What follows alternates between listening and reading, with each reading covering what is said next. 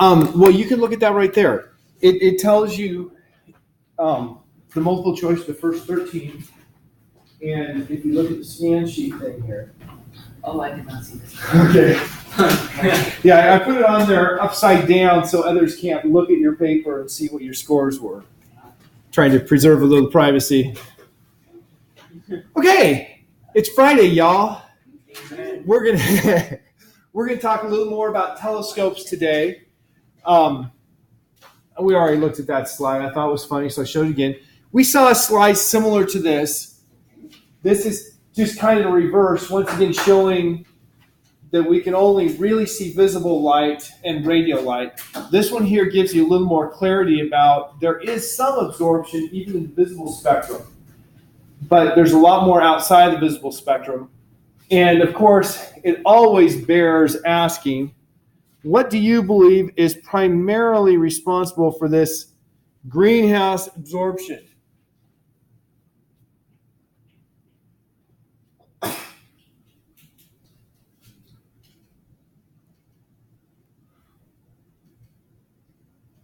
That's the absorption that gives us the greenhouse effect. Okay, Alex says pollution. Any other answers?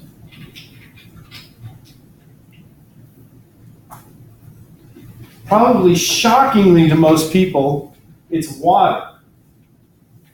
Water vapor is the primary greenhouse gas. It is the vast majority of the greenhouse effect gas.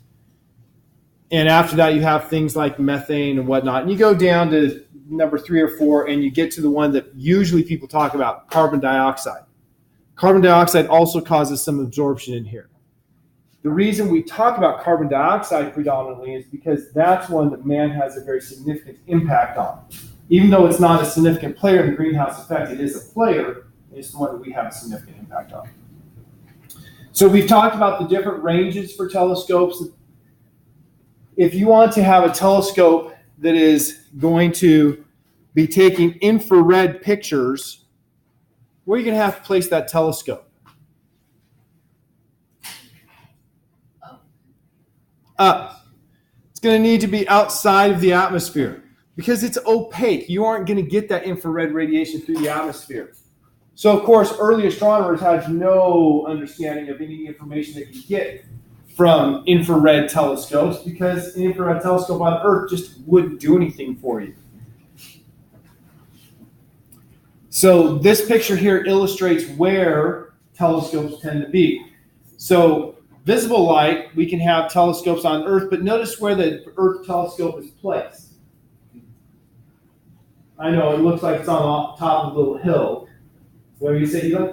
Oh, Okay, yeah, top of mountains. They put it on top of mountains at high altitude because even though light gets through the atmosphere, it doesn't get through unimpeded.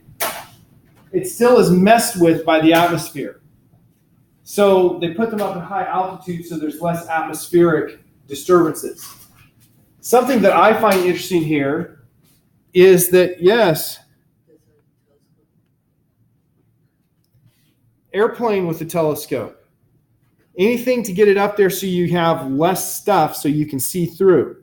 And you have things like the Spitzer Space Telescope. I can't remember which one's which for the telescopes. But you have multiple telescopes up there in orbit. It's not just the Hubble. We talk about the Hubble because it's a visible light telescope that gives us amazing pictures. But lots of telescopes up there observing different things. So you see infrared telescopes are observing cool young stars. That's an area where they will give us more detail to help us understand. Well, we can't see anything in the visible spectrum if we look at those cool young stars, whereas we can with the infrared telescopes. We've talked about light pollution. We had a lab where we watched the Simpsons video that was dealing very specifically with this important problem. Humorous video, important problem. This is looking at the United States Of course, this is not where Hawaii is, for those who are geographically challenged. Oh my God. This is looking at the United States at nighttime. And it actually tells you a kind of interesting story. Like, where do Americans live? East. Yeah, east of the Mississippi. Yeah, east of the Mississippi, except my beloved California. Wait, what? What do you mean? Well, California is the most populous state. Oh, okay. But if you take out California, there's very little west of the Mississippi. Go ahead, Eli. So is that supposed to be like Puerto Rico, or is that their version of Alaska without a box? No. Alaska, I think, just didn't make the cut. I mean, you've got some parts of Alaska here. But yeah, I think this here is, boy. Yeah, it's got to be Puerto Rico. Right, it shows parts of Canada too, and all of it, Canada's much the opposite of the U.S. Everybody's on the left side. Yeah, true. Because it's actually really beautiful up here, as opposed to. Anyway, it's kind of interesting to look at that. And, where is Lincoln, Nebraska? I believe we're that dot there. We just barely made it on the part where people live. You guys ever seen a picture of the Korean Peninsula like this? Yeah. It's pretty amazing. You don't realize that North Korea is there. It looks like it might be an ocean with an island there where Pyongyang is. A clear sign that astronomy is strong in North Korea. For astronomers, this is a nightmare. You want to go out there and you want to see through the atmosphere, and you have all of this light, and you think, well, how is that light going to affect me? Well, we see the sky is blue right now. Why? Because light from the sun is scattering off of all the atmosphere coming at us. Well, if you have a city with a lot of light, it goes up, and once again, it scatters off the atmosphere and comes back to you. And so having light nearby, and by nearby, 60 miles away is still considered nearby when you're doing astronomy. If you have a bright city 60 miles away, you're like, all this light pollution is killing me. You want to get out away from that. So observatories that are research grade, or they try to get them away from any lights. I think it's on the main island of Hawaii is where they have the telescopes, and they have city ordinances to keep lights so they can't shine up into the sky, so that it will preserve the viewing for the research telescopes there. And that's, of course, in the U.S. There's other places with research telescopes besides in the U.S. Atmosphere. Atmosphere causes some crazy things. First of all, everybody knows the song. You can sing it with me. Twinkle, twinkle, little. Okay. What is that about? What's twinkling of stars about? Okay, yes, it says that up there. When I was a kid, I thought the stars were getting brighter and dimmer, right? I mean, it seems pretty obvious. The stars are twinkling, they're getting brighter and dimmer. That's not what's going on. I mean, there are stars that get brighter and dimmer, but not that quickly. What's happening is that you have the light going through the air and the sky. And as it goes through the air and the sky, you go to different temperatures of air, and that causes the light to refract, to bend a little bit. And because you have air currents, the air is moving, it's not stable. The light will shift because of the little breezes making air move past.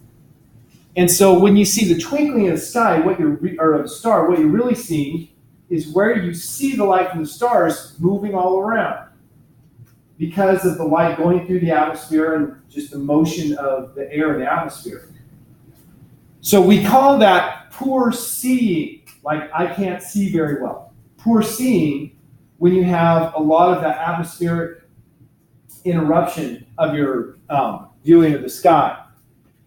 And so the twinkling, when they're twinkling, that's porcine. And yes, that twinkling effect is called scintillation, as Leslie had previously memorized.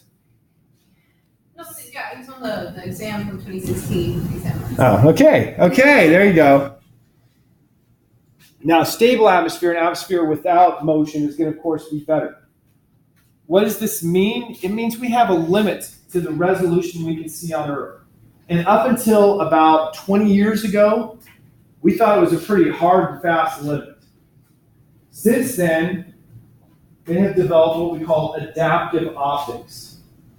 These days, you have telescopes that have mirrors that can be deformed. They make little motors that will either deform the mirror or they have little pieces and will adjust the little pieces to actually adjust the focus of the mirror on the fly so that it stabilizes the shifting. And we'll see, I think, a picture that shows how much you can improve the resolution. Resolution is the finest detail you can see by that. So yeah, here's the picture right here.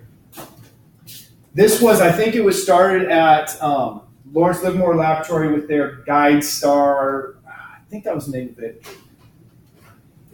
The basic idea is, if you are looking at something faint, because in astronomy, you're pretty much always looking at something faint. If there's a nearby bright star, then you can use the light from that bright star and track its motion. And then you can use the motion of that bright star to correct the light from what you're looking at to stabilize it. If you can adjust so that you adjust your mirrors so that the bright star's light keeps pointing at the same spot, which is only done by computers, no human could do this, then the same adjustments are made for the main telescope, and you have a stable image. And that's all fine and good if there's a bright star close to what you're looking at. But if there's no bright star close to what you're looking at, then it doesn't help you. And so what they started with their GuideStar program is they shoot a laser beam up into the sky. Now, this may not be a picture it's supposed to illustrate, but it works for my purposes. They shoot a laser beam up into the sky that has the right frequency to cause upper atmosphere to glow. And then they use the glowing from that upper atmosphere as a virtual star to then adjust their adaptive optics. So if there's not a bright star, they still can use the adaptive optics and can get the improved picture. And I think you would all agree this picture here is far superior. You can see much better detail. It's just using active optics to adjust versus having stationary optics. So that's a really cool thing, adaptive optics. Another thing we've talked about is the horizon. When you see the sun set, it's already below the horizon. That is taking the horizon as the physical horizon, because of the light bending as it comes into the atmosphere. So you're going to see the daylight. I guess I have to hide this thing. It's covering my... You're going to see daylight a little longer than the sun is really in the sky because of that refraction. Now, is that going to affect us very much? For astronomy, no, not really. It's going to affect you a little if you're looking at something close to the horizon. You're going to have to aim your telescope a little bit different to take into account the refraction. It does have an interesting artifact in that when you look at the sun during a sunset, it doesn't look around anymore.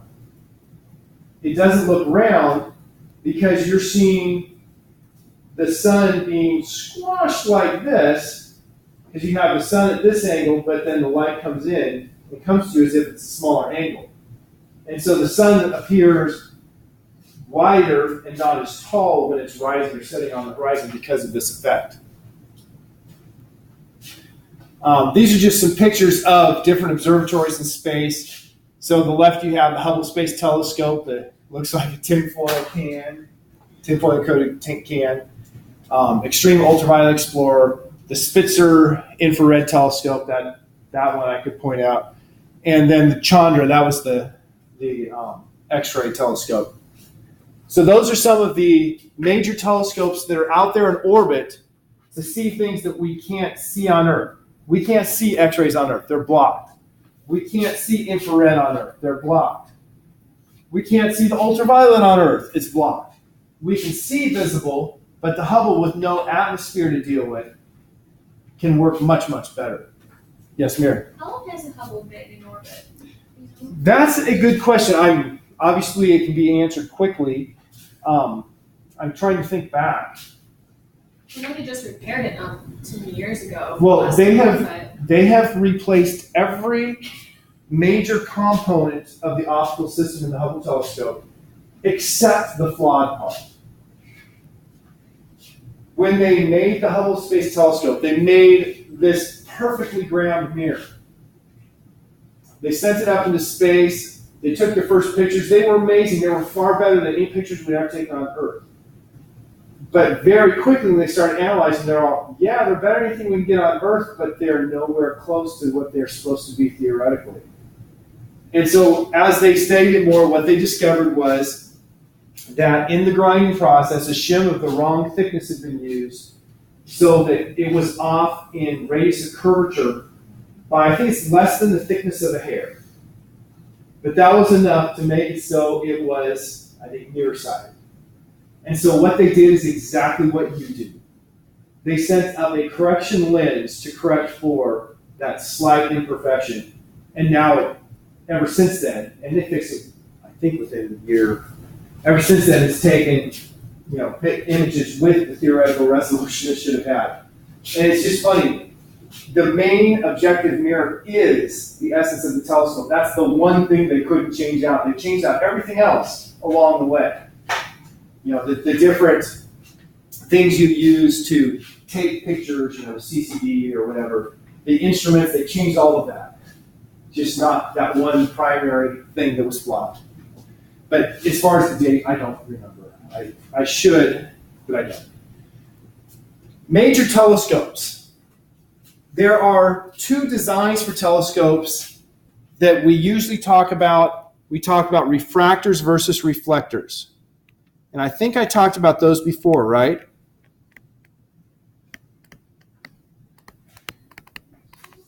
Please say yes.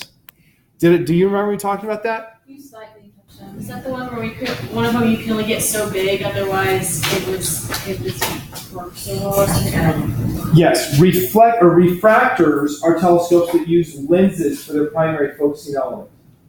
A lens is made of this big old chunk of glass, basically. And so that glass is heavy. The glass will deform under its own weight. You're fairly limited. You can't make a huge, lens. You have to grind two surfaces of glass. Glass has different speeds for different colors, hence the reason a prism works. And that means that a glass lens will focus different colors at different places, causing an error in the focus we call chromatic aberration. I remember saying that in class. So here, none of these are refractors. These are all reflectors. In research, these days, it's all reflectors. There have been research refractors. The Yerkes telescope is the biggest refractor telescope. It has an objective that I think is, 40 inches across or something? That's a pretty big objective mirror. But when you want to make a big telescope, they make them out of mirrors. Or I said mirror just now, I meant lens. So here are three primary types of reflectors. So these are just reflectors. Reflectors because the primary focusing element is a mirror.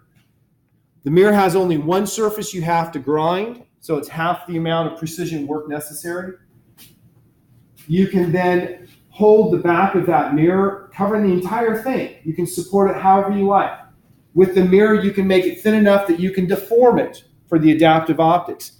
Or you can make it in pieces and adjust those pieces for adaptive optics.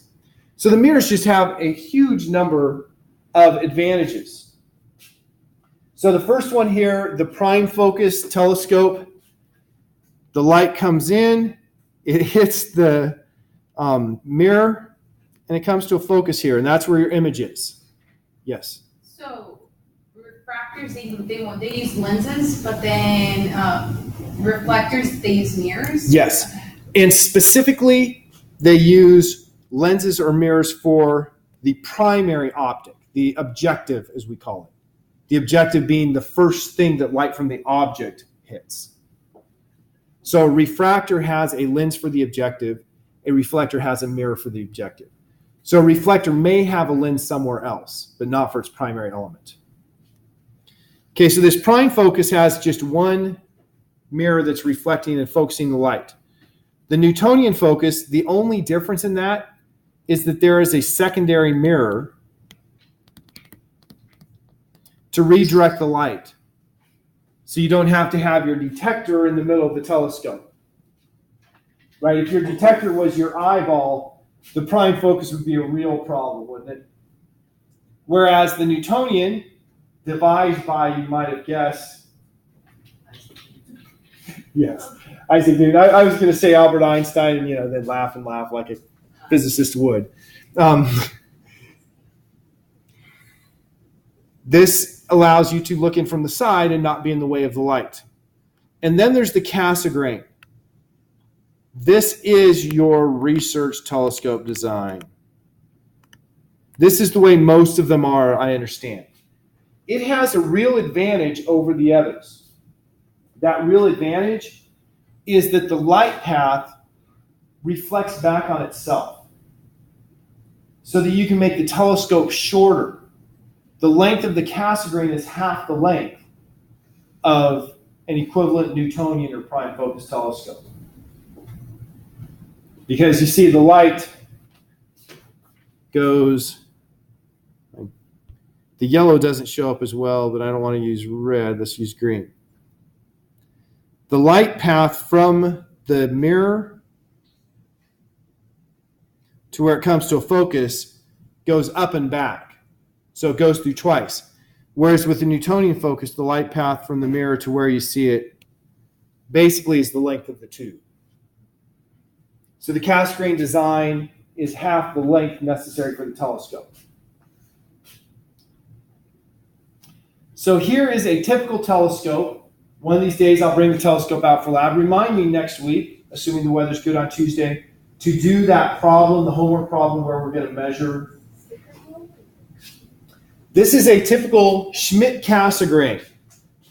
The Schmidt-Cassegrain has, there's our primary mirror.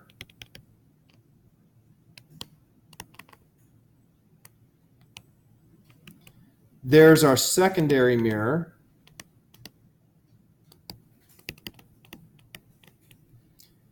And then there's another thing. You see this disc right here? That disc is the Schmidt corrector. I hope I spelled the gentleman's name right. The Schmidt corrector is something to improve the quality of the image. I've not really gone into any detail on exactly how it does that. It looks like it's just a glass window to keep the inside clean, but it's not. It actually serves an optical purpose.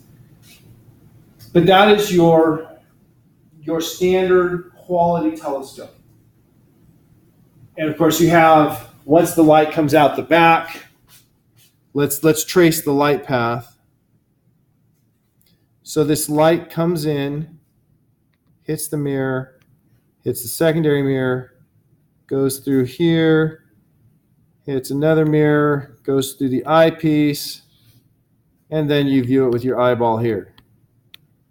Or if you have a CCD chip, you put the CCD chip to the appropriate place.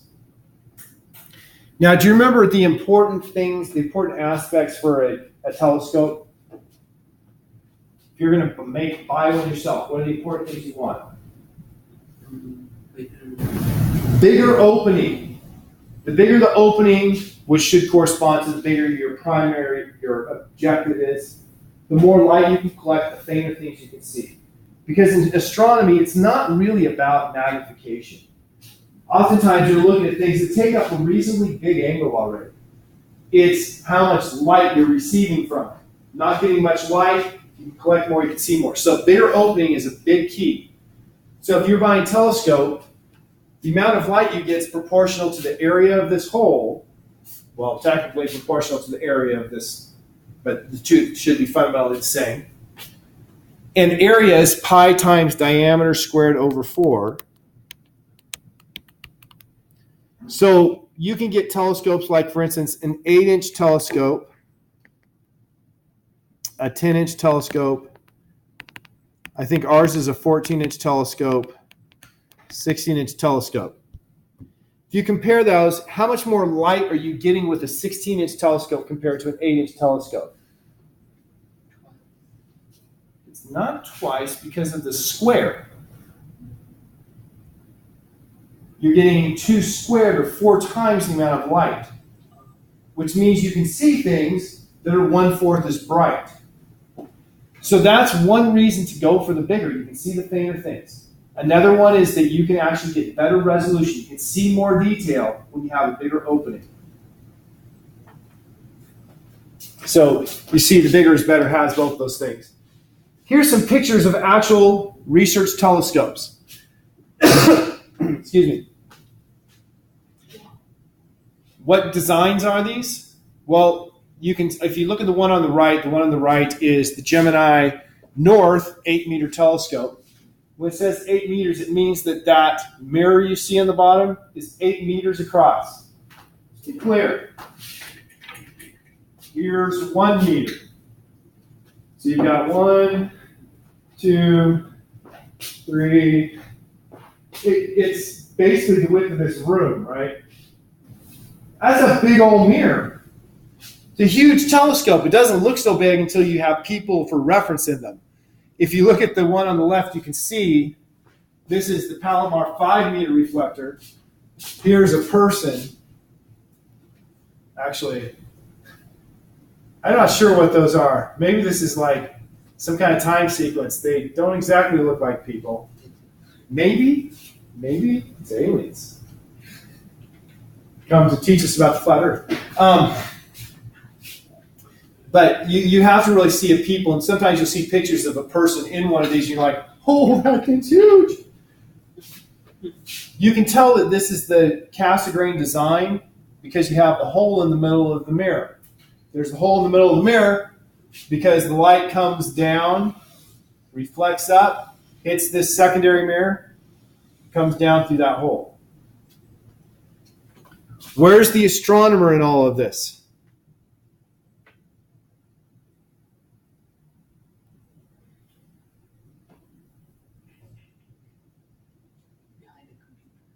Yeah, behind a computer anywhere in the world. Now that we finally have, we've had high-speed internet in Lincoln for what, 1.5 years now, which is really exciting. Now you can do this from Lincoln, Nebraska. Or, I mean, if you were at University of Nebraska, you could have always done it because they always had high-speed internet. But, you know, yeah, not so much. I had high-speed internet at home from Alabama. I'm so happy. So just, you know, it's interesting to look at these actual research telescopes and realize how big they are. Nobody's sitting there moving these around. Everything's motorized because they're huge. Also, what's missing in both of these telescopes?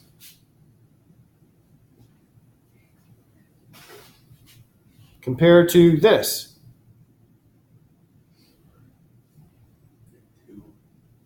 Doesn't have what?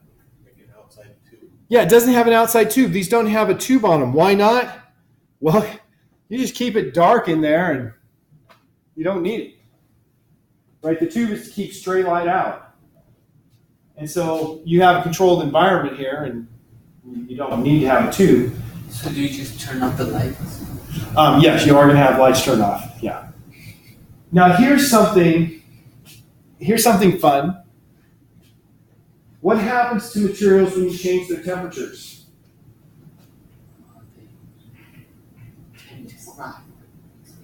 Okay, they expand or contract, which means sometimes they will crack. So what do you have to do here? You have to try to keep the temperatures kind of constant. You're at high altitude.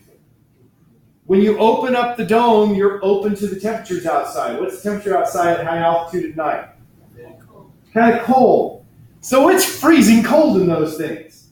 So once again, I told you Elena Cornwell, the new office manager for humanities. Her dad used to work there at in Hawaii with their telescopes, and he talked about it was just so stinking cold being in there and having to work in there because you can't have the the primary mirror warping when you open it up for them to take pictures, right? And by warping, I mean just changing its size a little bit.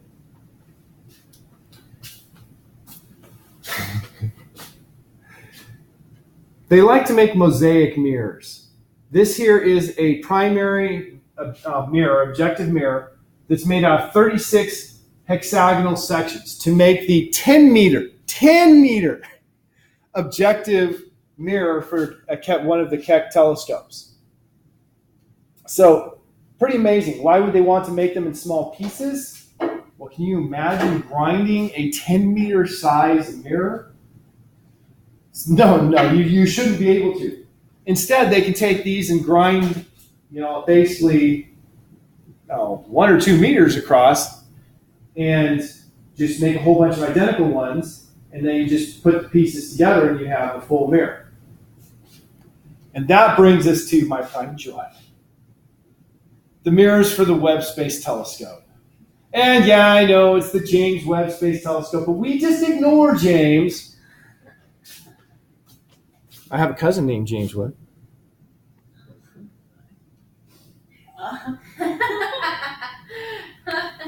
There, for the Webb Space Telescope. Yeah.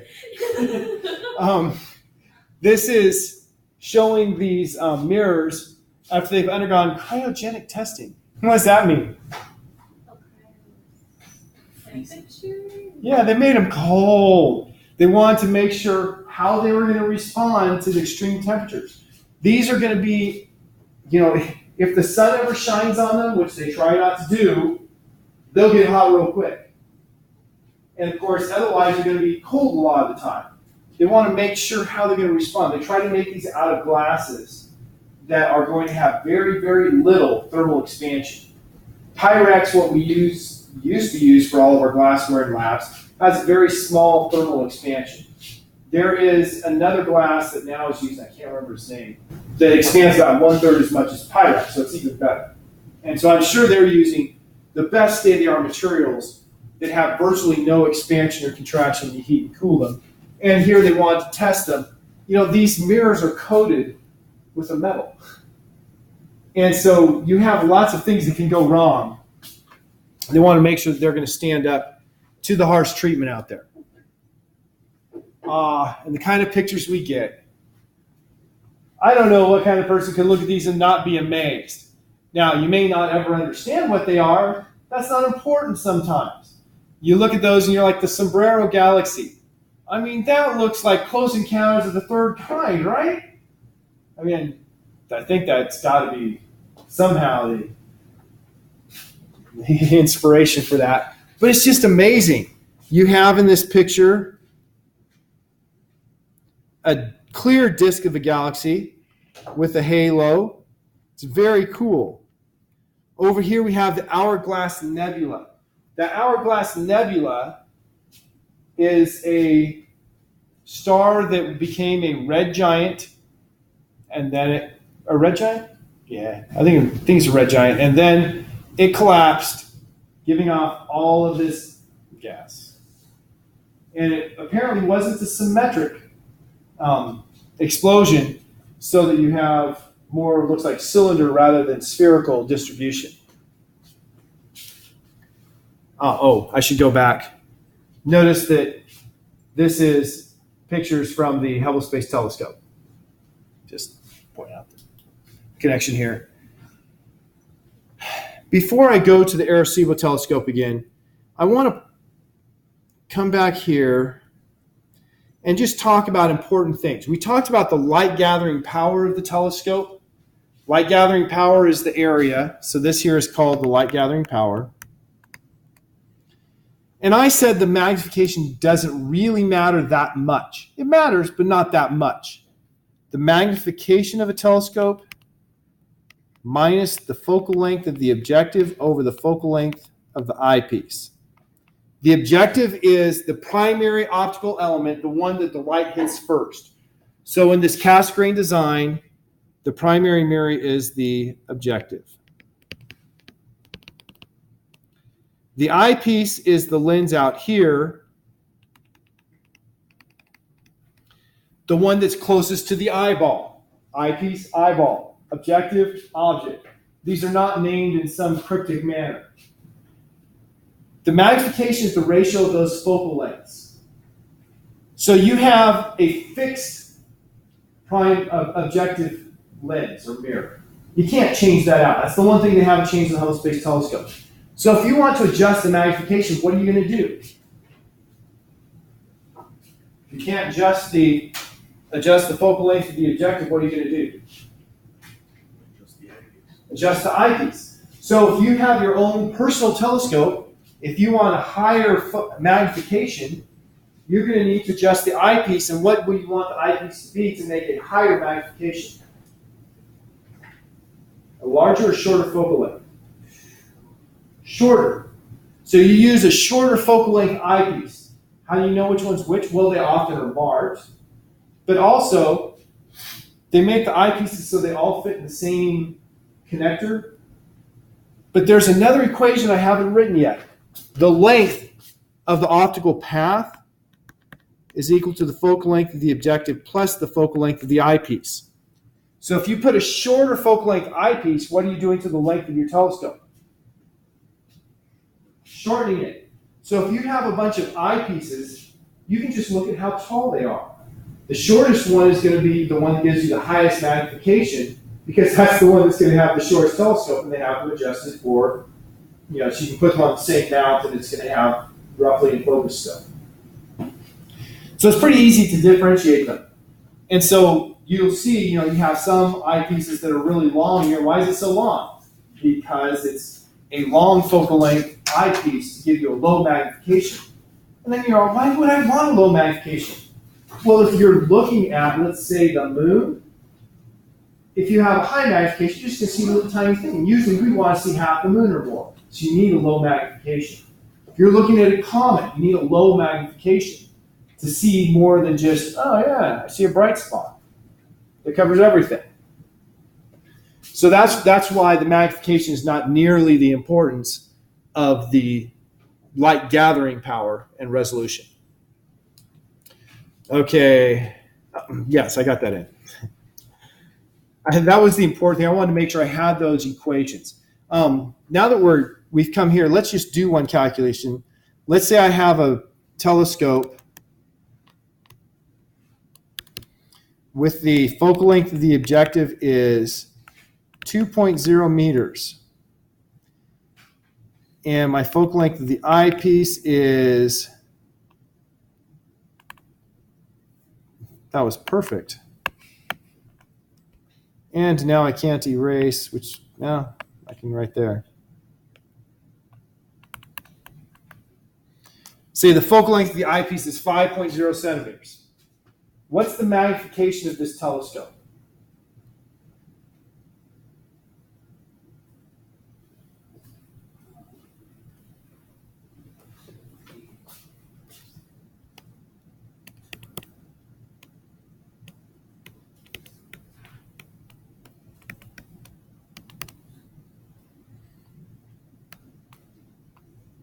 I'm going to convert everything to meters. They have to be in the same units. Or I meant centimeters. So minus 200 centimeters over 5.0 centimeters equals minus 40 times. Multiply top and bottom by 2, yeah. And you have 400 over 10, 40. Minus 40 times. That means an angle that I would see with my eye, if I looked at it, is 40 times smaller than the angle I would see if I looked through the telescope. The telescope is making the angle 40 times bigger. That's what it means. What does the minus mean?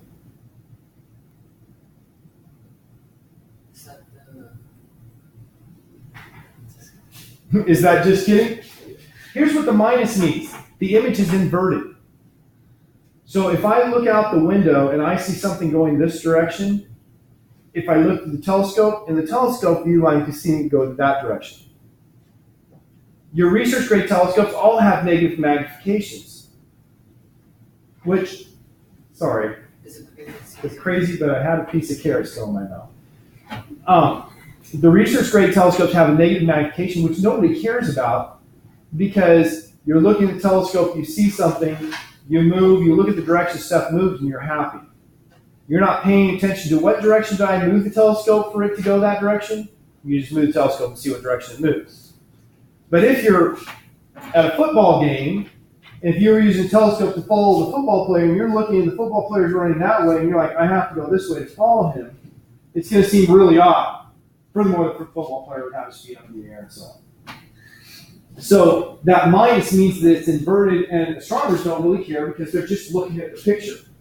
And so that inversion doesn't matter to them. Did you have a question, Leslie? Yeah, I was gonna ask, so pretty much when something, if they're looking at something through a telescope, just to make sure that I know I'm being slow, so something will be moving a certain way, it's like inverted, it'll show up inverted what you're seeing, or do you have to go a different direction while it's going? If your telescope shows that something is moving to the left of your telescope, then you need to move the telescope to the right to get back to the center. Oh, okay. Which is exactly opposite of what you think you should have to do. Okay.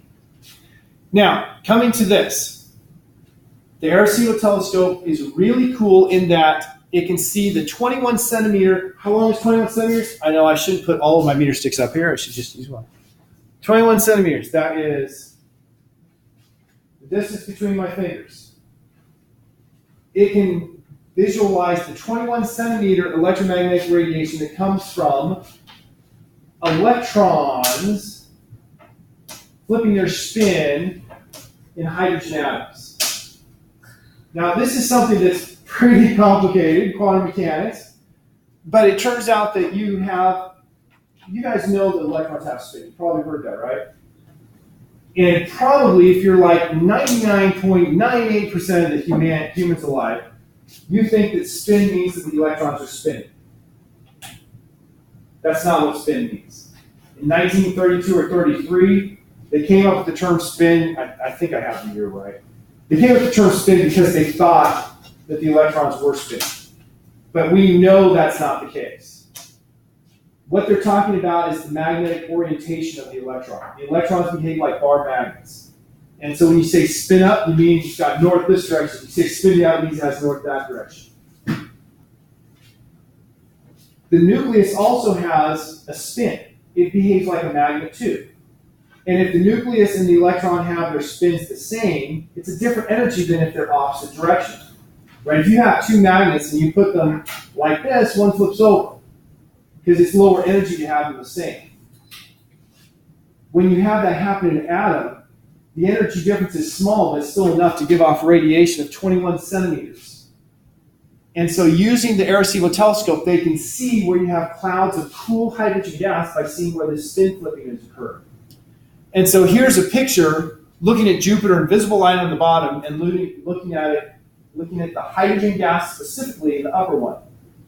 And you look at that and you're like, two things to note. Number one, it's completely different. Who would have guessed you had all that hydrogen gas out there in a ring around Jupiter? Second, should be pretty obvious, the resolution of the spin flip data is very poor. You can't see anything close to the detail that you can see with a visible telescope. And that's because the very long wavelength makes you have very poor resolution. Okay, we're out of time. Have a happy Sabbath. Enjoy your Vespers out there at Harvey's home.